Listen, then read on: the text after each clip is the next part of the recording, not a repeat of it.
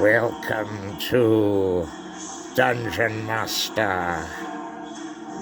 Today's episode is G.I. Joe fixes his stereo, and he's got just the disc to do it. It's an old band friend of his called Dead Telluride that he did one of the accordion parts for. I'll take it from here, Dungeon Master. See, what I'm trying to do is I need to get under this lid. Oh, thank you, Mr. Hand. Under that lid, there's something like a record player in there. But I don't get it because there's all these copyrighted music that I can't save in the title of, but I can have a picture of. I don't know. You be the judge of that. Anyway, this is a good album because the Dead Tellurides got some really good weed when they wrote this one. And having already won the Pulitzer Prize and all, Aaron decided to give Mark the task of pretty much producing most of this. And I'm not really interested in that because, look, if I turn this, then that makes it go louder. We like it louder because when it's louder, it's freaking awesome, man. It blows in your eardrums like it's going off. And I'm not just pragmatistically commercializing myself. Because I'm G.I. Joe, I'm already in a commercial. And if you don't own me, you'll want to own me when you see how cool my stereo is, because I come with a cool stereo. Let's see, let's go down here. If I turn this knob a little ways that way, that moves. And if that moves, then that means we can use this wand to move it back the other way. And what we want is the dial to be right in the middle when it's playing CD, because symmetry is aesthetic, and we love aesthetic beauty. What do you think, Dungeon Master? I don't know if there's a level up in this level, is there, G.I. Joe? Oh, F no, dude. We don't do level ups here. You have to do that elsewhere, man. We don't allow that here. Come on now. Disc player. All right, I'll open it. I don't know if I should open it, Dungeon Master. Oh, not with the music on. Hang on. I need to get my tree. My steel tree. Yeah, I need to get my steel tree. Hang on. This could take us through rocky roads. We're going down. Well, that was a bigger jump than I thought it would be. Let's go over here, Dungeon Master. Look at this thing. If I set it up, it's the tree of knowledge of good and evil, the Garden of Eden, and it's got me going. Oh yeah, you really got me now. You got me so I don't know what I'm doing. Okay, let's take this over to the stereo and hunk down the record player part, because I've seen some of those records and they're evil.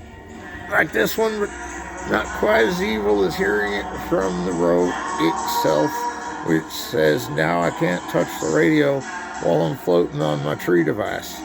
By the way, I didn't know this was a tree flotational device. It's like one of them avatar things. This is awesome.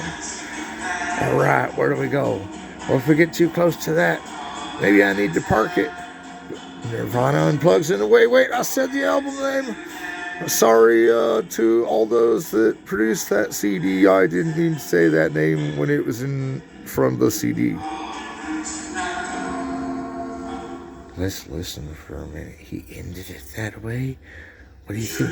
I think you're crazy if you think you're just going to ride on that and listen to music. Like, what else do you have to do? Don't you have a show to make? No, man. That's not what I have to do. I have to ride on this tree to the tune of whatever the Dead Tellurides are playing, because that's all that I could do. And you're not even allowed to see the background with all the commercializing we're doing right now.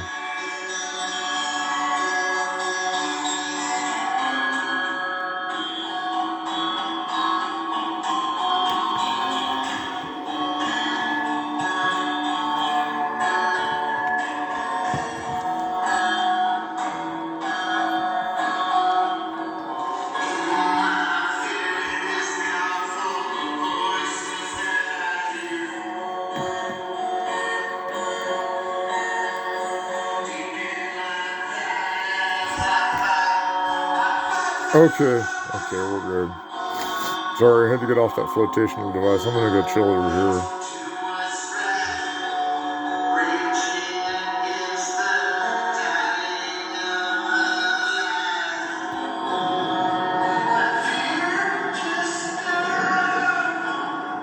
Okay. Okay, I understand, Dungeon Master, that you were saying, and what was it again? I just don't know how you could float around on that tree, and I'm over it now. I saw you. Go sit behind the cage again. I want to see something. This isn't a cage, but I think this is what you meant. This, like, rafter thing, yeah. Yes, that's exactly it. Why does it look like... For some reason, this shot makes you look like less than an automaton toy. Oh, I'm not an automaton. Someone has to run me. Like, I'm more of a puppet. Like on G.I. Joe, but kids play puppet theater when they play with me. And, you know, that's really how it is in Dungeon Master when we make cameos. Is we just try and seduce everyone into thinking that we're just selling our own toys, which is really all we're doing. Because, like, if you'd have known this toy by now, then you'll never see how this movie is made, and then you'll be, like, wondering why you don't own this toy. And then you'll get it, and you'll realize that's cool. That's what these cartoons are for, is for selling toys, and showing all the cool things you can do with toys and everything.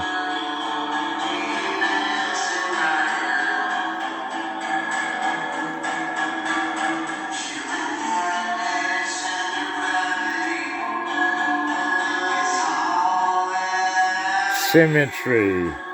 Equal sides to both thoughts. Oh, Dungeon Master, I gotta go get my tree again. Hang on. Thank you. Now we can float through the sky and go check something else out that I've always wanted to check out in here since I saw that movie Bob Polar in Quarantine. Now, we talked about this because that is the temple of Satan where Van Gogh was executed and forced to cut off his ear. This is a Van Gogh painting. That was actually the asylum, but he called it the Temple of Satan because it was otherwise known as that. We all know how bad things happen in a place like that. Anyway, look at this. Wind blow over here. The wind is blowing icy. The wind is blowing cold. And look at this. We have the sun. The sun's out at the same time as the moon. And it goes so trippy to this music. It's like one of those Monsters and Men videos that just keeps repeating, that you love to watch because it drives you closer and closer to home. And we've seen the Armor Up Armory. The Armor Up Armory used to be by the calendar, but the calendar has fallen, and nothing more can come from this shelter we call home. The time is 9:15. Well, that was quite a number. Just did tell you right, it's just around me. It looks like they didn't have much but minimalism, and they came in with the recording studio savvy. It's just plentiful. And all I'm doing is selling more things to sell them, but I can't sell you what I'm writing, for it's the tree of knowledge of good and evil. And if the tree of knowledge of good and evil saith that I must pertaineth to my own ways, then I will get you distracted from the things you have to do before it's time to give up and time to give in, because it's only a little bit further that we'd reach the halfway point to what we actually needed, which is about now, but that's okay. I don't really want to get you excited about the ending because we just started this album, and this isn't even what I want it to end on, and it probably will. Oh, the dead Telluritis, they haunt me. What is that? I don't celebrate Valentine's Day anymore. Oh, well, I used to, and that's a pretty cool picture. I don't know why we did that sensibility. It was ridiculous to even think about. I remember that place. We saw that earlier. Why do we keep drifting from the stereo? Which we can just float along to the music. Float, float my cushion, my tree of knowledge of good and evil, the only thing that takes me from the tree of life, and we will pander on to whatever cliche we can sell which is usually religious, but only because the cliche is religious, not because of the religion that follows it, which is every time. And that's what I want. That's what I want. Oh, well, now that I see what you're talking about, I'll go over here and hang out by the radio. Hey, Falkor, take me over here. Oh, yeah, I forgot to tell you, the Tree of Knowledge of Good and Evil. This is actually Falkor's skeleton, and I fly on it. You know, from Neverending Story, you know, that one dragon dude? Yeah, I fly on dragons' backs. It's a dragon back. I don't know why it has this thing that Mr. Hand had to show you. It's a weird stopper, but we could put it up there. But I don't know what discs are up there, other than a few. I think we can collide with a few. What should we do? Dungeon Master, what should I do?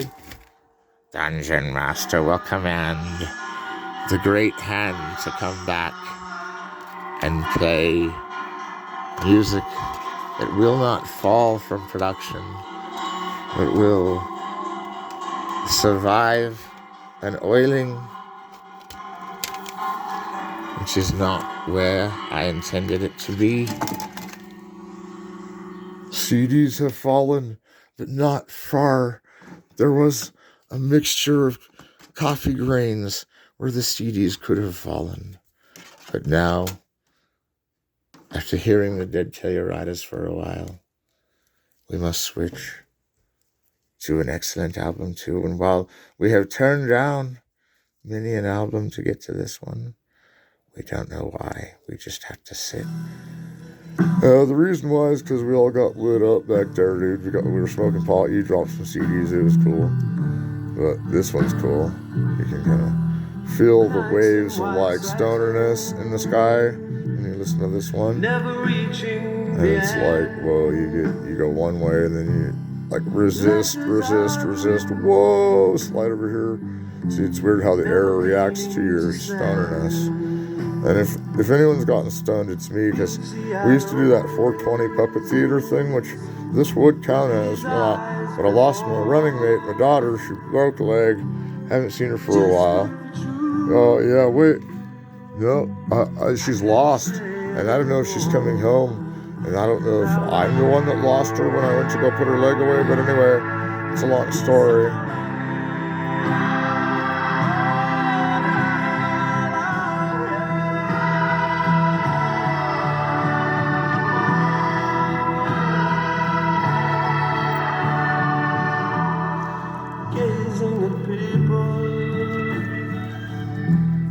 Some hand in hand, just what I'm going through, they can understand. Some try to tell me thoughts they cannot defend, just what you want to. I love this part. This part, I just want to sit and chill up here. And I love you. I don't know, it looks like I'm blinking. It looks like I'm blinking. Whoa! This is great, these non-gravitational boots that Dungeon Master gave me for this dungeon. It's cool, hang on, I'll turn it down. Tricked you, I turned it up. This is the flute solo, everybody. And if you don't like flute solos, then you can bust a move out of here. Because I paid for this flute solo. I want this flute solo. Give me flute.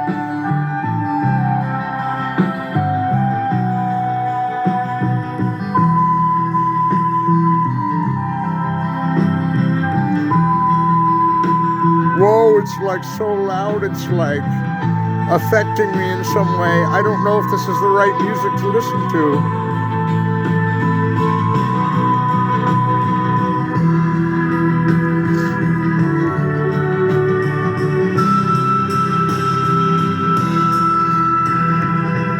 Let's go pick up the CDs.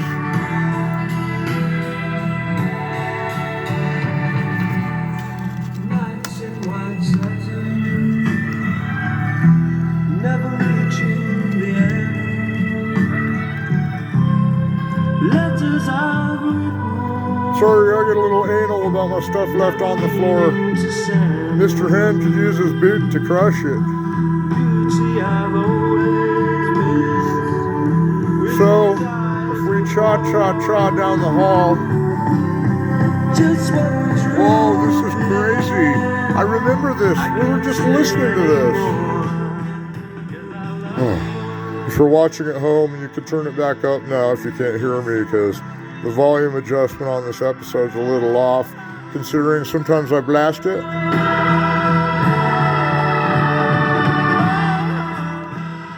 And sometimes I have it nice and quiet, so it's just in the background, and then I don't realize I'm still blasting it because I can't hear anything from blasting it.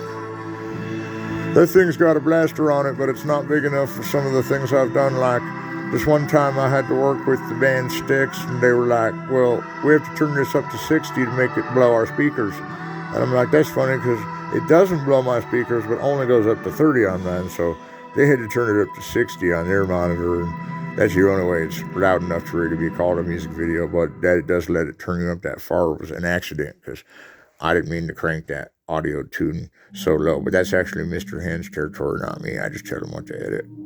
By the way, I'm G.I. Joe, but I'm not that guy that edited all of Aaron's movies. Reverend Ned Denver, no, I'm not him. I don't know who he was. I think he was the one that came up with the idea for Drink the Kool-Aid, the Dead Tell You Riders album. So yeah, talk to Mr. Hand about that, and he won't tell you nothing. That's still not symmetrical. I know, I was messing with it. So, what have we done today? Well, we listened to the Dead Tell You Riders Curse of Salem, which DreamWorks themselves had to pick up, and that's not really embarrassing considering it's the baddest ass album next to this Dark Shadows album, which is totally flying with me, man, because like I'm stoned as heck, and this sounds like a Danny Elfman, Tim Burton score, which it may not be, but it could be too. And it could be that you and I were set for foggy dew. It could be the Templar that looks in there too true. It could be Goliath in all his greatness and his might. It could be Lilith in her visual vacant sight. And who could be, though, stranded in the air of atmosphere? It was a word from Quandary that never did appear. For out of light and shadow come the distant lullaby. We hear the storm clouds break and notice it is I.